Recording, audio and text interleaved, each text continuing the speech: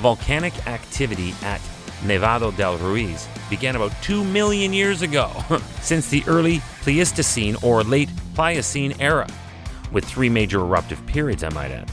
So there was already a history here. Hi, I'm Chris May, writer, producer, and host of This Day in Weather History, now in its 2nd year from the Weather Network in Canada. To say that this event took anyone by surprise would be a slap in the face to volcanology and really just Earth history in general. We pick it up on November 13th of 1985, this day in weather history. The Nevado del Ruiz, also known as La Mesa de Armero, is a volcano located on the border of the departments or regions of Caldas and Tolima in Colombia.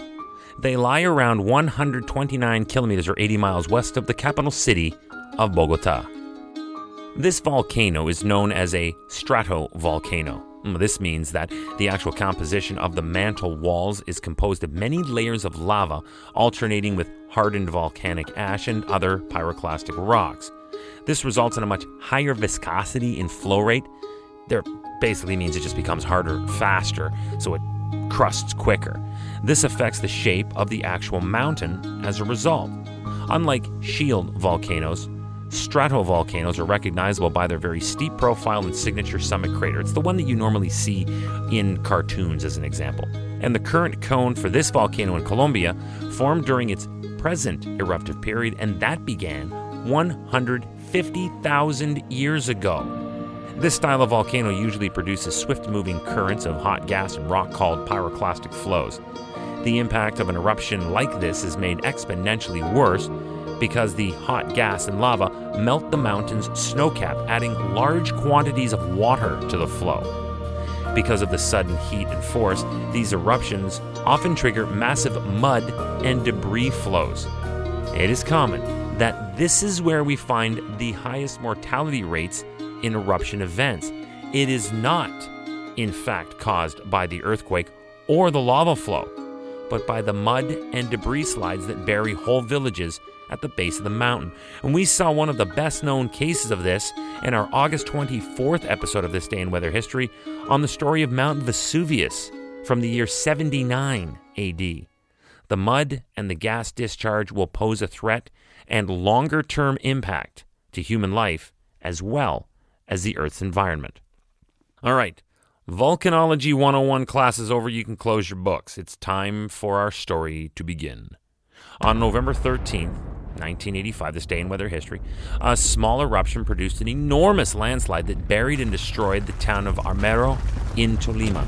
It became known as the Armero tragedy, the deadliest of its kind in recorded history.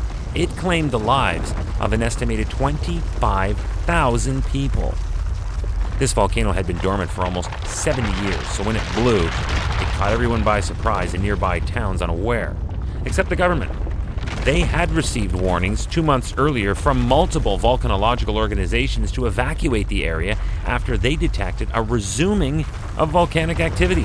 Plus, this volcano has been here for hundreds of thousands of years, so for my money, if it's still there, then it's still a threat. I live by that credo. Photographs of the mud and landslides that overwhelmed and submerged towns, burying their inhabitants, and the impact of the disaster captured the attention worldwide and led to an international outcry over the degree to which the Colombian government might have been responsible for the disaster. The Nevado del Ruiz is part of the Los Nevados National Natural Park, and it is also home to several other volcanoes. The summit of La Mesa de Armero is covered by large glaciers. The volcano continues to pose a threat to the nearby towns and villages, and it is estimated that up to 500,000 people could be at risk of future eruptions. Hey, it's like I said just a moment ago. If it's still there, then it's still a threat. This just justifies my point. But things are different now in that today, the Nevado del Ruiz volcano is constantly monitored by the Volcanic and Seismic Observatory in Manizales. But for the people affected, those who lost people, and those who lived to tell the story will never forget the horror and tragedy of that single moment that stopped time and ended normal life for a generation on November 13th of 1985, this day in weather history.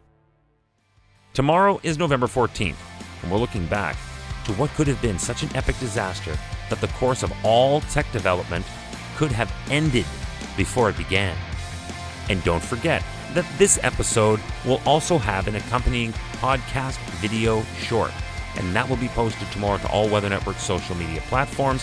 You can see it on television. You can also go to our website /weather history to view it there as well.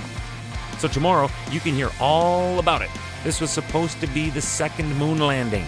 Be with us tomorrow to find out the rest of the story on this day in weather history with me, your host, Chris May.